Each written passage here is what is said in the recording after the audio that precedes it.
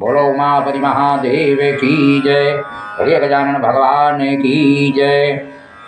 हरि ओम। श्री शिव महापुराण रुद्र संहिता पार्वती खंड।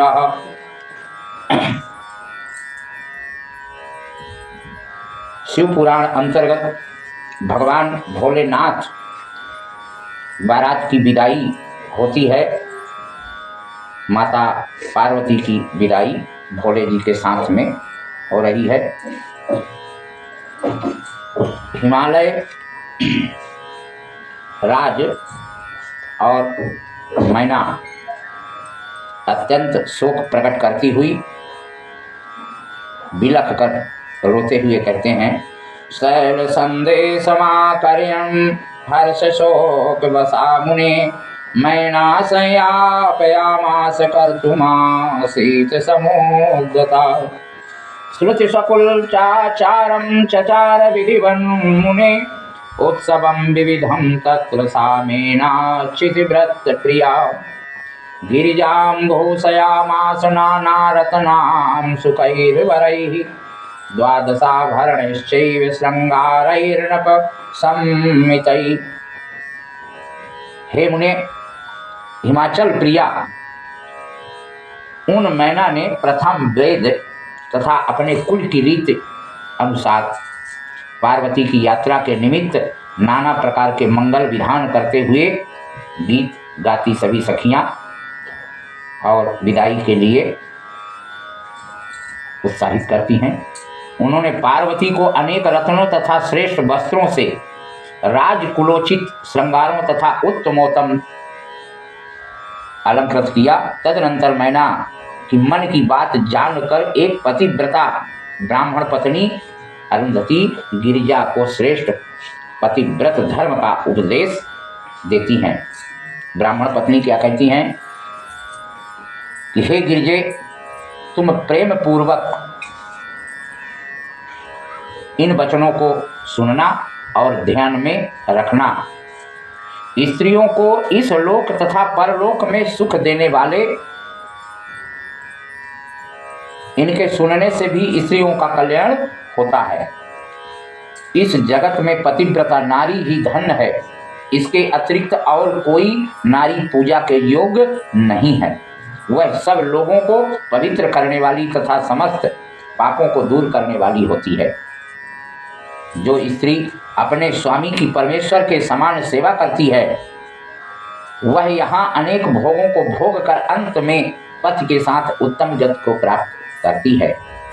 सावित्री, लोपामुद्रा, अरुंधति, सांडिल्या, सतरूपा, अनुसुईया, लक्ष्मी, स्वधा, सती, संज्ञा, श्रद्धा, मैना और सोहा आदि बहुत सी पतिव्रताएं नारी हैं, जिन्हें विस्तार के भय से यहाँ नहीं कहा जा सकता। ये सभी पतिव्रत धर्म के प्रभाव से ही जगत में मान्य एवं पूज्य हुई हैं। ब्रह्मा, विष्णु, महेश, अन्य मुनीश्वरों ने भी इनका सम्मान किया है। इसलिए तुम्हें अपने पति शंकर की विशेष रूप से सेवा करनी होगी, क्योंकि ये दिनों पर अनुग्रह करने वाले परम पूज्य होने के कारण सबके सेव्य हैं और सब सज्जनों के गतिदाता हैं। पतिव्रता धर्म महान है, जिसका वर्णन श्रुति स्मृति में भरा हुआ है। निश्चय ही पतिव्रत धर्म जितना श्रेष्ठ है, उतना अन्य धर्म श्रेष्ठ नहीं है। भुंजाद भुक्ते प्रिय पत्यो पातिव्रत परायणा तिष्ठे तस्मिन् शिवे नारी सर्वथा सती तिष्ठति अनलंकृतमात्मानं दर्शयेन्न क्वचित् शिवे कार्यार्थं प्रोषिते तस्मिन् भवेन मंडन वर्जिता। स्त्री पति भोजन कर लेवे, तब स्वयं पति भक्ति में परायण होकर भोजन करे एवं पति के सो जाने पर स्वयं शयन करे और उसके उठने से पहले जाग जाए। पति का सर्वदा छल रहित होकर और उनकी सेवा करना। कभी अलंकार से रहित हो अपने स्वामी के सामने मत जाना। जब स्वामी कार्यवश परदेश चला जाए तो कभी शरीर का श्रृंगार नहीं करना।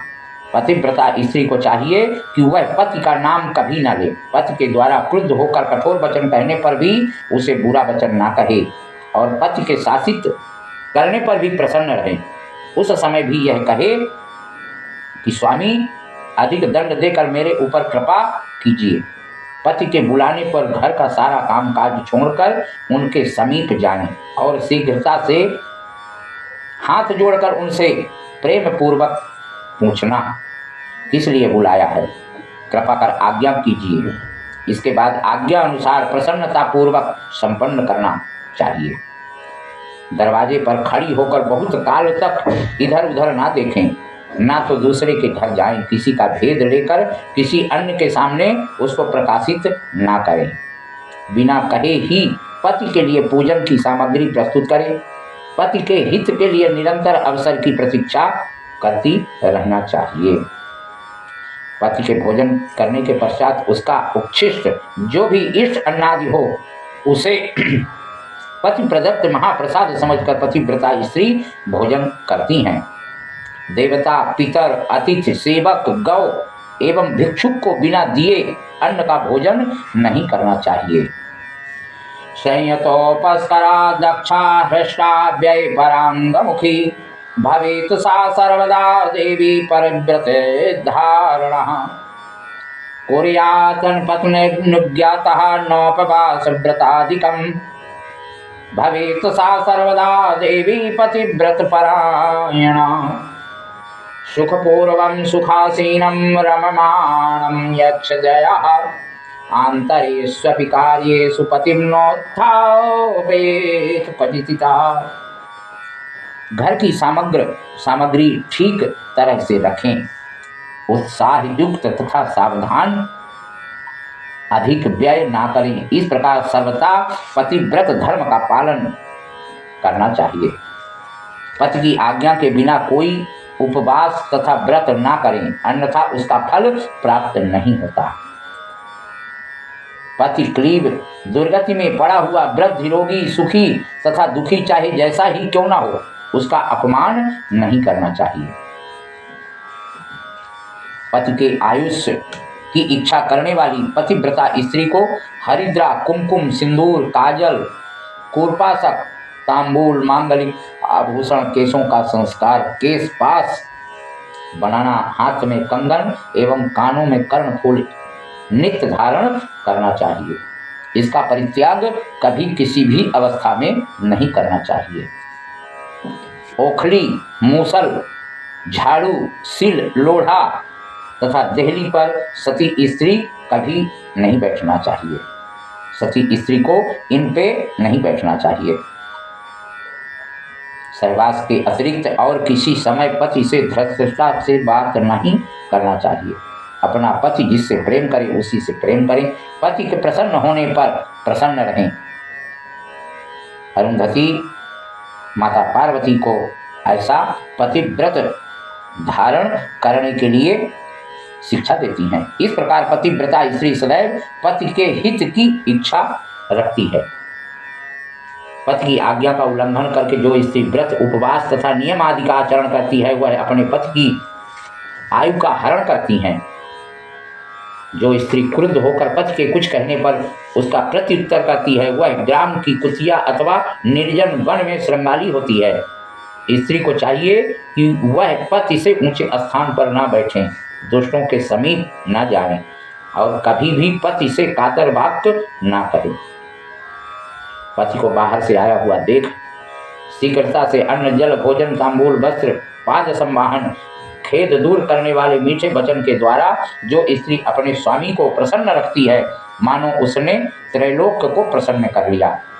माता, पिता, पुत्र, भाई स्त्री को बहुत थोड़ा ही सुख देते हैं, परंतु पति तो अपरिमित सुख देता है। इसलिए स्त्री को चाहिए कि वह पति का सदैव पूजन करे। पति ही देवता, पति ही गुरु, भर्ता, धर्म, तीर्थ आदि, व्रत आदि सब कुछ है। इसलिए सब कुछ छोड़कर एकमात्र पति का पूजन करना। हे गिरिराज कुमारी, पति को छोड़कर एकांत में दूसरे के पास जाती हैं वह वृक्ष के कोटर में रहने वाली उल्की होती हैं। कटाक्ष करती हैं वे एक राक्षी होती हैं। इस प्रकार अपने पति को जो भी जन्मांतर में असभ्य बोलकर पुकारती हैं वो गूंगी होती हैं, और जो अपनी सपत्नी से डाय करती हैं वो बारंबार विधवा होती हैं। जो अपने स्वामी की दृष्टि बचाकर किसी अन्य को देखती हैं वह कारी, कुमुखी तथा कुरूपा होती हैं। जो जीव के बिना देह क्षण मात्र भी अशुचि हो जाता है, उसी प्रकार अपने स्वामी के बिना स्त्री अच्छी तरह स्नान करने पर भी अपवित्र ही रहती है। पतिव्रता के चरण जहाँ जहाँ पड़ते हैं वहाँ वहाँ की पृथ्वी सदा पाप का हरण करने वाली हो जाती है, अत्यंत पवित्र हो जाती है। सर्वव्यापक सूर्य, चंद्रमा तथा वायु भी अपनी पतिव्रता के लिए ही पतिव्रता का स्पर्श करते हैं। जल तो सदैव पतिव्रता का स्पर्श चाहते हैं। वो कहते हैं कि आज इस पतिव्रता के स्पर्श से हमारी जड़ता नष्ट हो गई, हमें दूसरे को पवित्र करने की योग्यता प्राप्त हुई। भार्या गृहस्थ का मूल है, सुख का मूल है। धर्म फल की प्राप्ति और संतान वृद्धि के लिए भार्या का अत्यंत आवश्यकता है। हे विश्वेश्वरी, भक्ति करने से ही पतिव्रता स्त्री कहलाती हैं। हे पार्वती, इस प्रकार मैंने तुमसे पतिव्रत धर्म का निरूपण किया। अब उन पतिव्रताओं के भेद सावधानी के साथ प्रेम पूर्वक सुनना।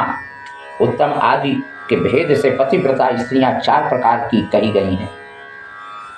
उत्तम, मध्यम, निकृष्ट और अति निकृष्ट 4 भेद पतिव्रताओं के होते हैं।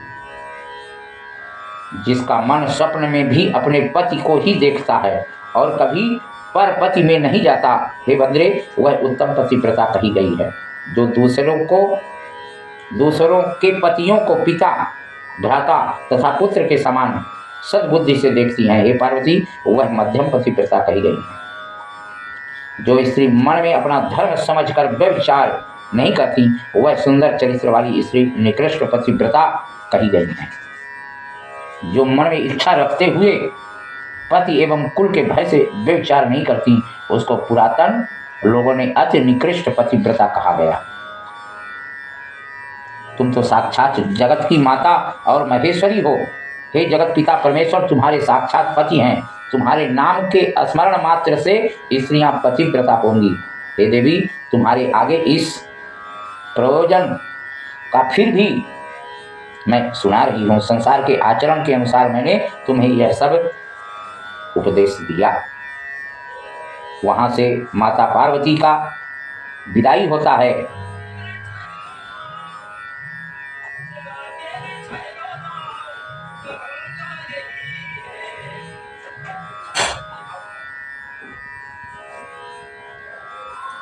भगवान शिव का समस्त देवताओं को विदा करके कैलाश पर जा रहे हैं और वहां पहुंचकर माता पार्वती को अपना घर दिखाते हैं और घर में रहने के लिए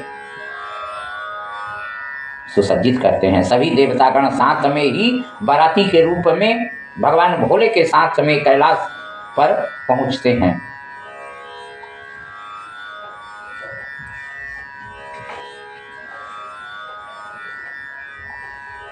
भगवान भोलेनाथ अपने स्थान में पहुंचने के बाद वहां शिव जी ने पार्वती के साथ अपने स्थान पर बैठकर और उन्हें पूर्व जन्म का स्मरण कराते हुए कहते हैं कि आपको अपनी लीला तो स्मरण ही होगी। हे प्राण प्रिय, जन्म जन्मांतर से मेरी प्राण प्रिया हो और रहोगी। पार्वती माता बोलती हैं, मुझे सभी बातों का स्मरण है, किंतु हे भव, इस समय आप जो कार्य उपस्थित है उसी को शीघ्र कीजिए। आपको मेरा बारंबार प्रणाम है। भगवान भोलेनाथ उनकी बातों को सुनकर शिव जी ने अनेक प्रकार के भोजन सामग्री एकत्रित कर नारायण आदि सभी देवताओं को नाना विधि भोजन कराते हैं। भोजन करके नाना रत्नों से विभूषित सभी देवताओं ने अपने देवी देवताओं के सहित गणों के साथ चंद्रशेखर भगवान भोलेनाथ को प्रणाम कर और अपने अपने धाम के लिए भगवान शिव माता पार्वती की स्तुति करते हुए और प्रणाम करते हुए सब अपने अपने धाम के लिए प्रस्थान करते हैं।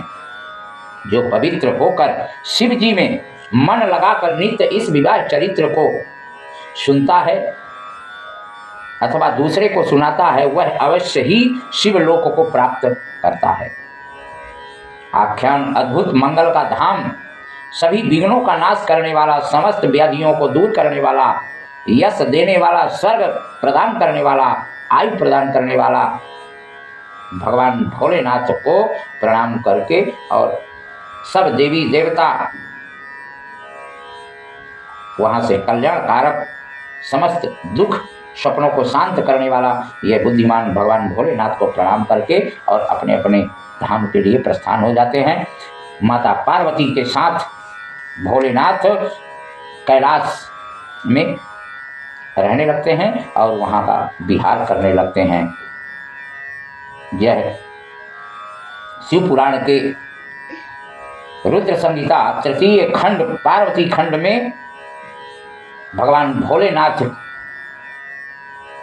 पूजा अर्चना स्मरण मात्र से ही सब पापों का नष्ट हो जाता है, सब पाप नष्ट हो जाते हैं, सब दुख दूर हो जाते हैं। बोलिए हर हर महादेव।